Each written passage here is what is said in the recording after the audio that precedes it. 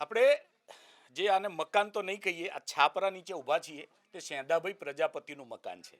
નાગલા ગામમાં પોતાનું પાકું આલીશાન મકાન છોડી અને આ પરિસ્થિતિમાં જીવવા આ મજબૂર છે. આવા એકલા સેંધાભાઈ નથી, આજુબાજુમાં 100થી વધુ મકાનો એવા છે કે જે આ પરિસ્થિતિમાં જીવવા મજબૂર છે. તમારું 1 BHK ગણો, 2 BHK ગણો કે બંગલો ગણો, બધું અહીં જ છે.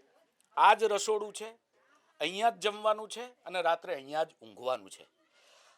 આ ગરમીમાં ભર ઉનાળે લોકો અને આપણા નેતાઓ અને અધિકારીઓ એસી ચેમ્બરોમાં મજા કરતા હશે, ત્યારે અહીંયા ફક્ત વીજળીના નામે જો સહારો ગણવા જઈએ તો આ પંખો અને આ લાઇટ એ ઉપર લાગેલી સોલાર પેનલથી જેટલું શક્ય હોય એટલું કરવાનું છે. આ સિવાયની જે પરિસ્થિતિ છે એ પણ તમને બતાવવાનો પ્રયત્ન કરીશું.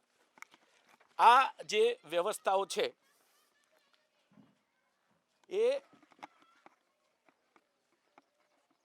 ટોયલેટ બાથરૂમ એ આ પ્રકારે એમને ચલાવવું પડે છે અને એનાથી પણ વિશેષ આગળની જે પરિસ્થિતિ છે એ આપ જોઈ શકો છો કે આ જે વ્યવસ્થા છે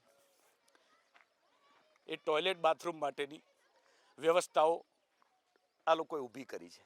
એટલે એક પરિસ્થિતિની કલ્પના આવે કે આપણું એક મકાન હોય જેમાં આપણે પરિવાર સાથે આનંદથી રહેતા હોઈએ અને એને છોડી દેવું પડે અને આવી રીતે ઝૂંપડામાં રહેવા મજબૂર થવું પડે. આ પરિસ્થિતિ કદાચ આપણા નેતાઓ કે એસી ચેમ્બરમાં બેઠેલા અધિકારીઓ નહીં સમજી શકે.